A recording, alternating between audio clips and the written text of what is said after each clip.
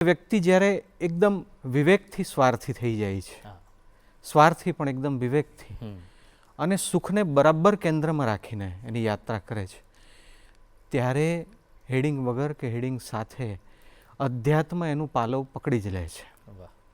અને બસ એમ જ છે, કંઈક એવું સુખ શોધીએ જે રાજકુમાર સિદ્ધાર્થે શોધ્યું. એને એમ લાગ્યું કે મારી પાસે ઘણું બધું હોય, પણ મને ક્યારેક વૃદ્ધત્વ આવશે, મને ક્યારેક રોગ આવશે, ક્યારેક મૃત્યુ આવશે, તો આ બધાથી પર કેવી રીતે જવાય?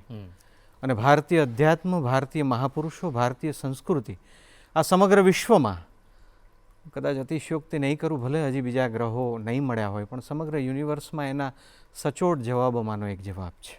ભૂત તો ભગવાનની કૃપા, સંતોની કૃપા અને પૂર્વજન્મના સંસ્કાર, એટલે વાંચન કેન્દ્રમાં હતું. અને એના તરફથી એ યાત્રા શરૂ થઈ. વાંચતા રહ્યા, મહાનુભાવો સંતો મળતા રહ્યા, સાધના થતી રહીને ત્યારે ખબર પડી કે જેના વિશે શબ્દોમાં ન કહી શકાય એવું સુખ ભીતરમાં પડ્યું છે. તો એનો આપણે આનંદ માણીએ, પોતે પણ શુદ્ધ થઈએ, સુખ માણીએ અને બીજાને પણ નિમિત્ત ભાવે વહેંચીએ. ત્યારે જ આ યાત્રા થઈ.